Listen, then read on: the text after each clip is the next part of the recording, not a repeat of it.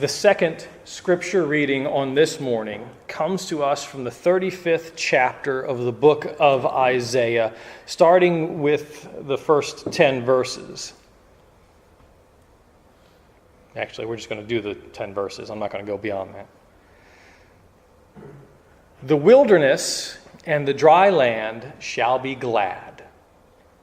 The desert shall rejoice and blossom. Like the crocus, it shall blossom abundantly and rejoice with joy and singing. The glory of Lebanon shall be given to it, the majesty of Carmel and Sharon. They shall see the Lord, the glory of the Lord, the majesty of our God. Strengthen the weak hands and make the firm knees feeble. Say to those who are of a fearful heart, be strong, do not fear. Here is your God. He will come with vengeance, with terrible recompense. He will come and save you. Then the eyes of the blind shall be opened, and the ears of the deaf unstopped. Then the lame shall leap like a deer, and the tongue of the speechless sing for joy. For waters shall break forth in the wilderness and streams in the desert. The burning sands shall become a pool, and the thirsty ground springs of water. The haunt of jackals shall become a swamp. The grass shall become reeds and rushes. A highway shall be there, and it shall be called the Holy Way. The unclean shall not travel on it, but it shall be for God's people. No traveler, not even fools, shall go astray. No lion shall be there, nor shall any ravenous beast come upon it. They shall not be found there, but the redeemed shall walk there. And the ransomed of the Lord shall return and come to Zion with singing. Everlasting joy shall be upon their heads. They shall obtain joy and gladness, and sorrow and singing shall flee away. May God's blessing continue to rest upon the experiences of Scripture for us. May it guide the meditations of our hearts and the words of my lips. Isn't that a great picture? Fantastic. I've never actually been in a desert in bloom, but I've seen the pictures.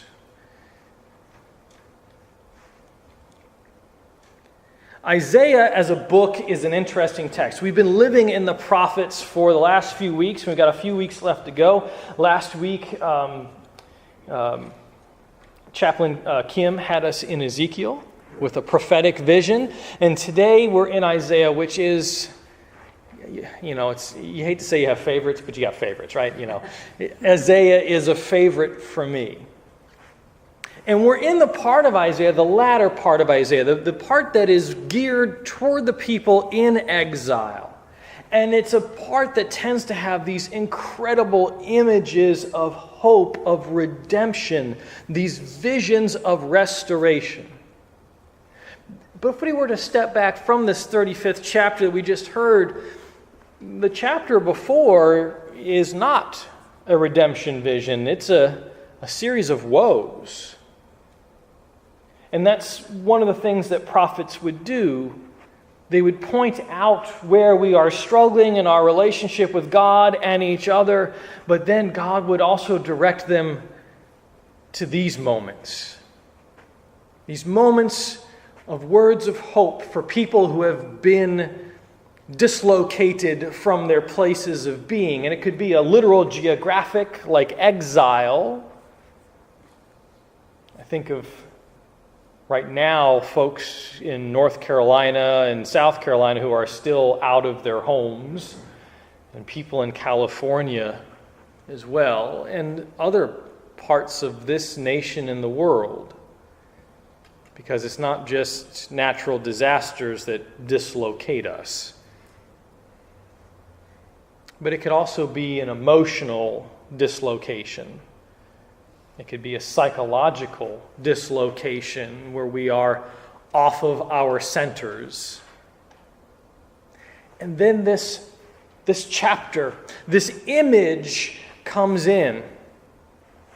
The glory of God, which Ezekiel imagined leaving the temple and envisioned it going east toward Babylon in the exile, this glory of God changes creation itself. What we have to picture is a little bit of geography here. If you're not into geography, just sort of close your eyes and pretend you're listening intently. You have Jerusalem and Babylon. Now, the path that Abraham took from what would become Babylon to what would become the Holy Land, Jerusalem, was to go up and around following the Fertile Crescent of the rivers. But the most direct route between the two is through the desert.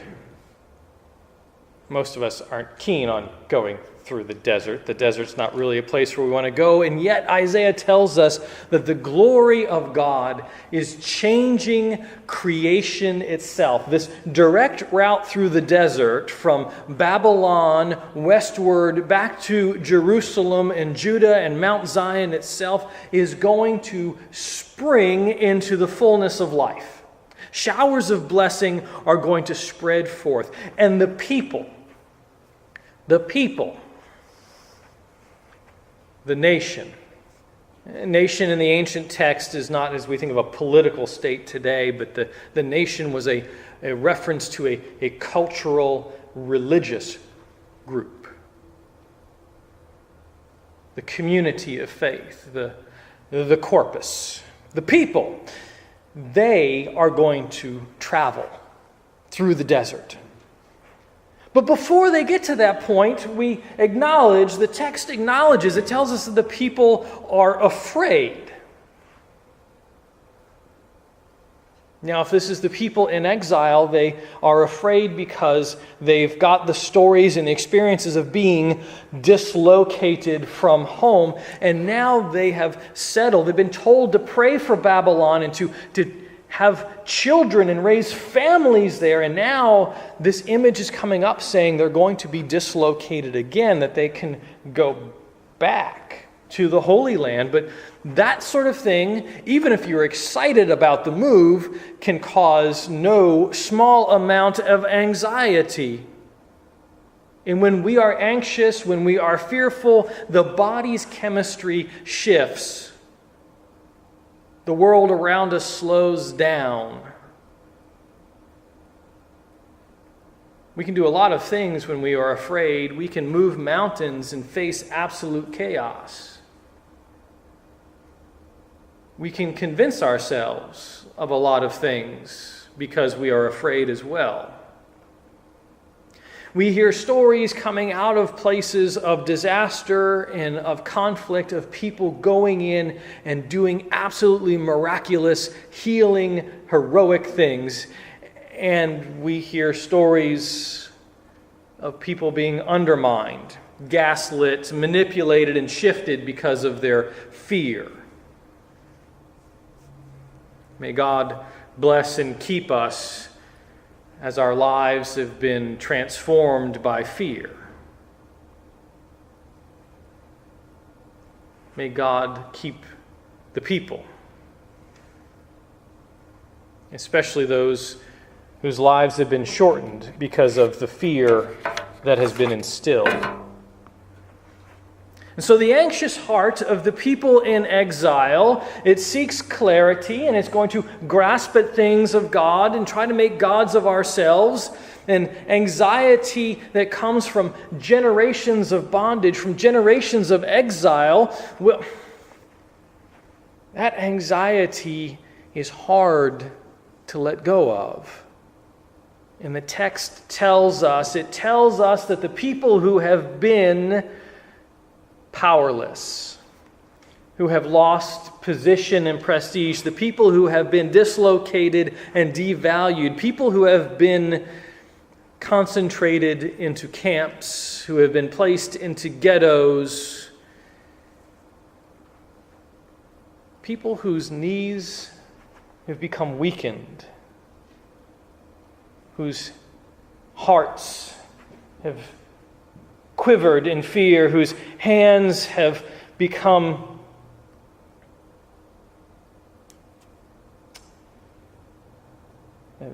They're no longer instruments to the glory of God because of the exile, because of the dislocation.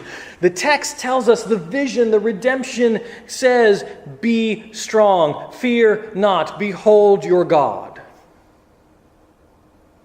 This body, this corpus, this people who have for a few generations now, perhaps for longer than a few generations now, who have been sort of stripped of their sense of connection to God in ways that is physically evident, are told to stand up, to spiritually become erect again, to fear not, for the anxiety of change is coming, but behold, it is your God who is bringing this change to us. And that redemption vision that is offered, the NRSV does a bad job with some of the Hebrew. It happens. The term vengeance is used to talk about what God is doing. The Hebrew is more requital. It's a retribution that brings liberation to the oppressed, a freedom from the situation of injustice. It's not vengeance that God is bringing because we have an image of vengeance in our heads. Behold, fear not, your God comes with restorative justice. Restorative justice. This is a word that's entered our usage over the last generation or so.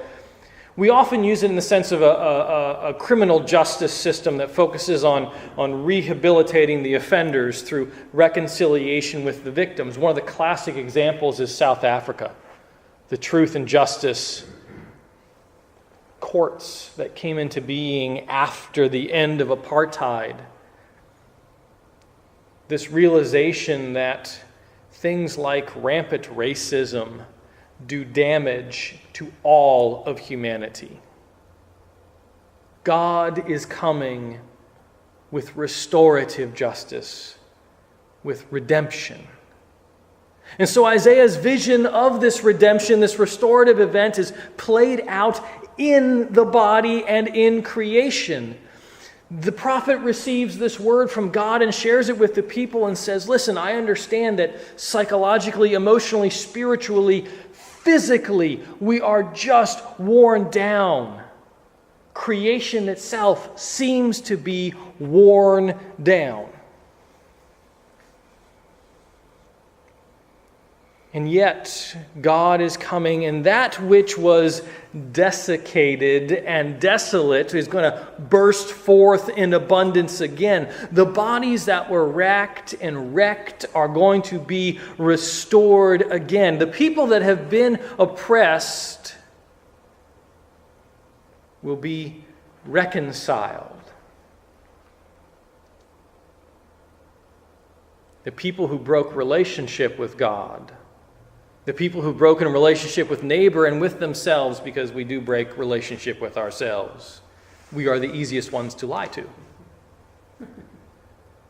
People who have lived embedded in fear, the people in exile and people today, they are promised redemption, being made whole in God. And being made whole in God in this book of Isaiah, in this vision for the exiles, includes a return to the place that you have been separated from. It is a bodily restoration to the places of wholeness, but it is not just body. When the way is laid out, it's not just the physical return from Babylon to Jerusalem that the prophet is envisioning. It is also the emotional, the psychological, the spiritual return.